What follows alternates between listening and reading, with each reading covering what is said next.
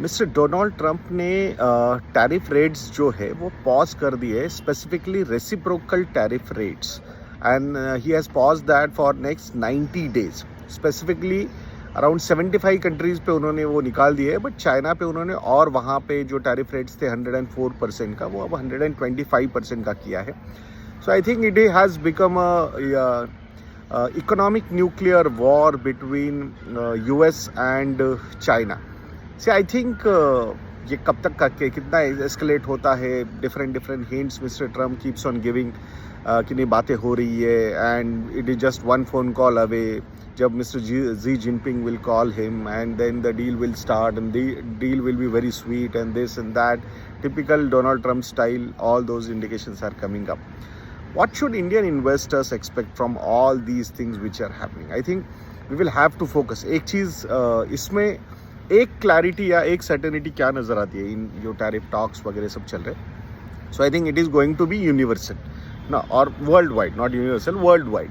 सो सबके साथ ये इम्पैक्ट होने वाला है. सो आई थिंक यहाँ पे रिलेटिव तरीके से ये सारी चीज़ें देखना बहुत ज़्यादा ज़रूरी है.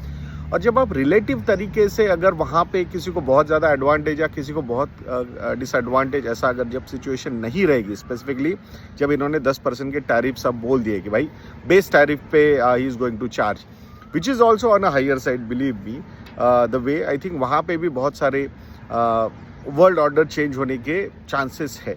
सो अभी इंडियन इन्वेस्टर्स ने क्या स्पेसिफिकली करना चाहिए? I think it's always better Indian investors should focus only on our earnings growth. Say I think आपको मतलब जो 65-70% का डोमेस्टिक कंजम्पशन पे हमारी इकोनॉमी चलती है, I will not say that कि नहीं टैरिफ्स होने से कुछ फ़र्क नहीं पड़ेगा. Definitely there will be an impact. जो बोला जा रहा है कि अराउंड 0.2 to 0.4% का, भले ही अभी ये रेसिप्रोकल टैरिफ निकाल दिया है, but I will not be surprise कि अराउंड 0.2 to 0.4% का इम्पैक्ट ऑन GDP ग्रोथ हो सकता है इंडिया पे. कल का भी जो RBI का प्रेडिक्शन आया था, प्रोजेक्शंस आए थे FY26 के लिए, तो उन्होंने बोला था फ्रॉम 6.7% to 6.5%. तो इसमें उन्होंने बेस केस सिनारियो ही कंसिडर किया हुआ है 10% टैरिफ्स का.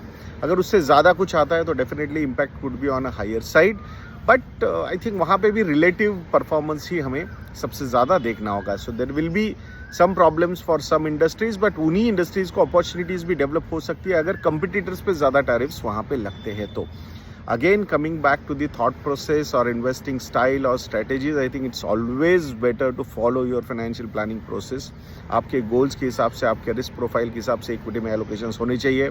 अगर नेक्स्ट 2 से 3 साल में पैसा आपको चाहिए, that particular money should not be invested into equity asset class. उसके लिए वो डेट में ही होना चाहिए, फिक्स इनकम सिक्योरिटीज़ में ही होना चाहिए. और फिर अगर लॉन्ग टर्म होराइजन है जैसे कि 5+ ईयर्स, तो वहाँ पे आप इक्विटी एलोकेशंस ले सकते हो. 5 to 7 years large cap side, 7 to 10 years flexi cap या larger mid cap side, and 10+ years अगर आपका इन्वेस्टमेंट होराइजन है, then you can start thinking about small cap, mid cap, multi cap allocations. तो ये ultimately हर चीज़ का solution process ही हो सकता है आपका फाइनेंशियल प्लानिंग का process.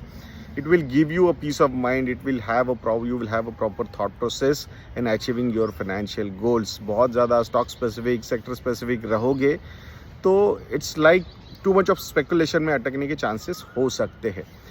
A lot of simple small retail investors are taking hints from big investors कि भाई वो कैसे manage करते हैं, क्या करते हैं. So I think when you have ample amount of surplus liquidity, surplus money at that point of time, you win some, you lose some, उसमें फ़र्क नहीं पड़ता. You can stay invested also. Some calls will go multi-bagger, but उसमें sluggishness वगैरह हो सकता है. But financial goals अगर उसके बीच में आ गए तो problem create हो सकते हैं. And that's why it's always better to have a process-oriented approach जिसमें funds can take care of, mutual funds can take care of your financial goals from the long-term point of view. They will manage your behaviors also very well. Volatility भी compared to direct stocks से उसमें कम रहेगी, and that will help you in achieving your financial goals. तो इसी पे अगर focus करके हम चलेंगे, so that is always a better idea. 90 दिन के लिए रिलीफ मिस्टर ट्रम्प ने दिया है. In between don't expect that कि he will not come up with different kind of statements जो मार्केट को वोलेटाइल कर सकते हैं. Definitely he is capable of doing all those things. So please मतलब stay away from that analysis, short-term analysis, and acting on your portfolios.